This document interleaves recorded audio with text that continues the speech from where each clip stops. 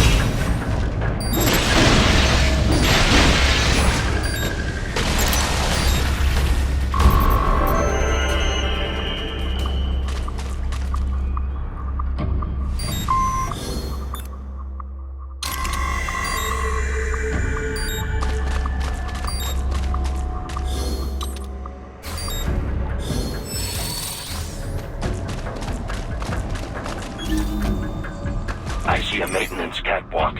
Use it to conceal yourself if necessary.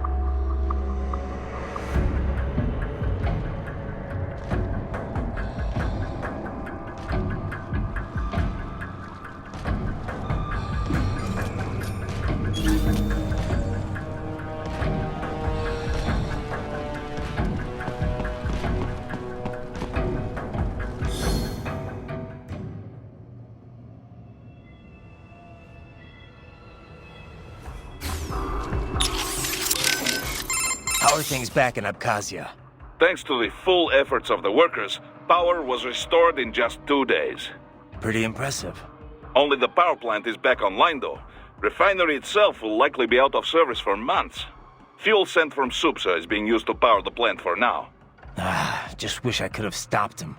Impossible without a sniper. And in our focus on anti-cyborg combat, we were unprepared. Thankfully, other than financial losses, few Abkhaz citizens were seriously affected. The plant workers had already been evacuated, and most were hired back on to rebuild refinery. We received payment and are not being blamed for the suicide blast. Good to hear. It should go a long way to help fix our reputation. Duh. And even more good news. Desperado is down one of its top captains. Let's hope they learned a lesson. We can hope, but it is doubtful. We still do not know who is supporting them. Even if we shut Desperado down entirely, their backers could simply hire some other PMC. Whoever it is, do you really think they're interested in the pipeline? Who'd benefit besides the Georgians? Hard to say. Whatever the plan was, it went up in flames with Dolzaev's suicide. The problem is that there are countless companies and governments profiting off the BTC pipeline. Whoever is behind it, they may be too big for a simple security firm like us to do anything. Yeah, one thing we do know, though, is that Sundowner's more than just a pawn in all of this. We need to watch him. Trafficking or not, we need to stop their operation here. Find the evidence, and perhaps we can do that. And Tovarich, be careful.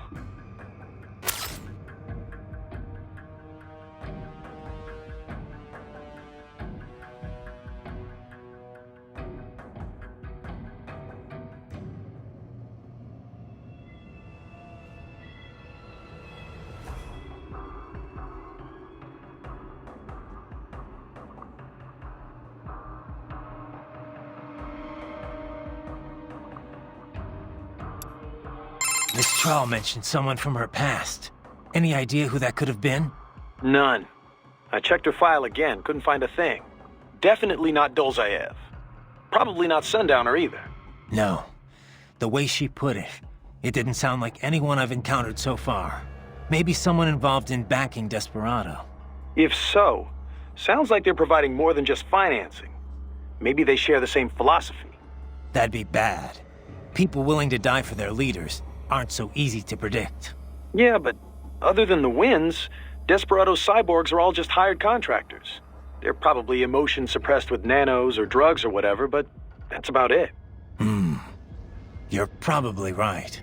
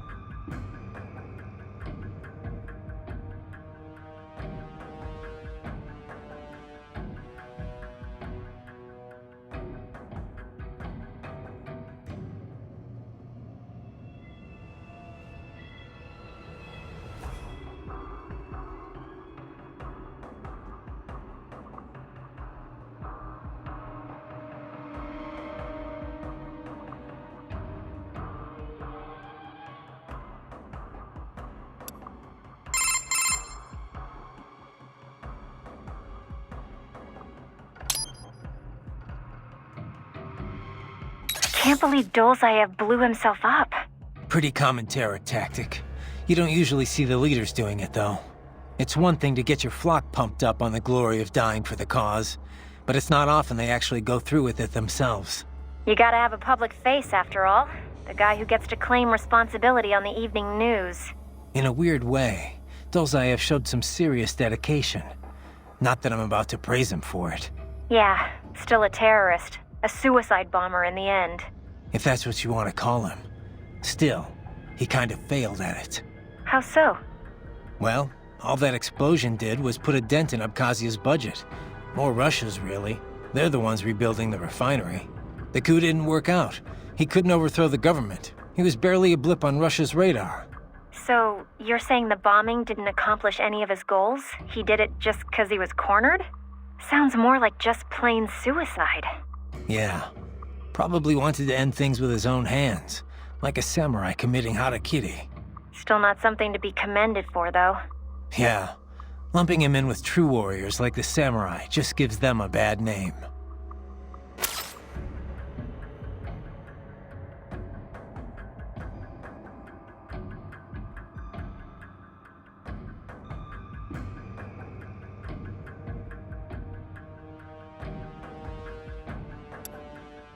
Right then, allow me to give you a recap of visual augment mode.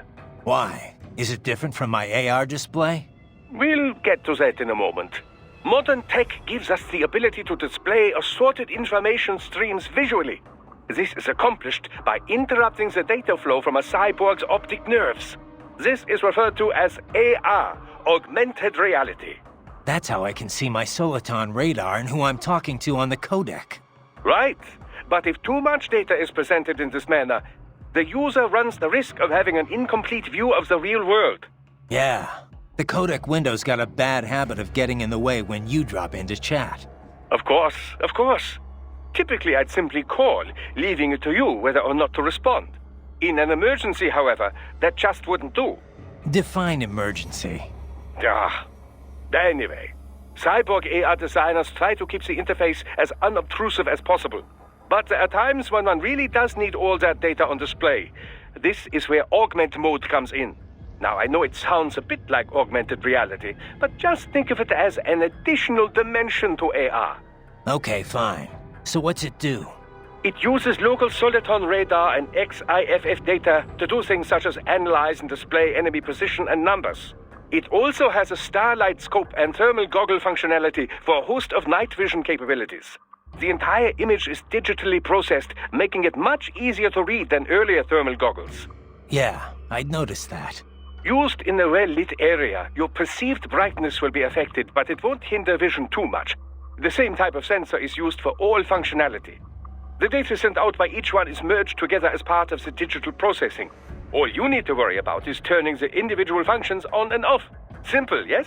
Sure, Doc. Simple.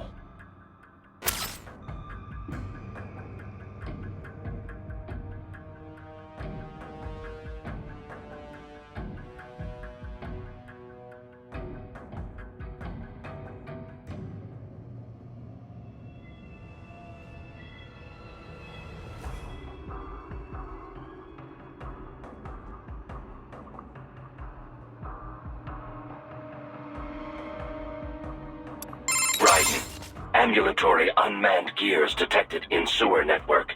What? Desperados already spotted us? Negative. These UGs are not engaged in proper perimeter security. Even were the lab anticipating our assault, they would not set up patrols down here. It is too far from the lab to be effectively guarded. So what are they doing down here? Judging by their behavior, I believe they are gathering AI behavioral learning data. Meaning? With Neuro AI, there is no delineation between hardware and software. You cannot simply extract the learning data from one AI and insert it into another. In order to prepare a UG's AI for deployment, each must learn its duties on an individual basis. So they're using a Mexican sewer as their training ground? No, it would be impractical to implement on-the-field training for every AI in their force. In most cases, AIs are fed simulated data sets, plus feedback based on their chosen actions. Put another way, they engage in VR training. So then why are they here? I believe they are collecting data to improve upon their VR training code. To build a better VR regimen, they must go out in the field to experiment and gather data. It is probable they are using the sewers to help improve their AI's behavior in enclosed spaces. That's the sort of subcontracting work this lab does? It appears likely. Oh, great. And here I was hoping the worst we'd have to deal with is toxic waste. Unfortunately, not.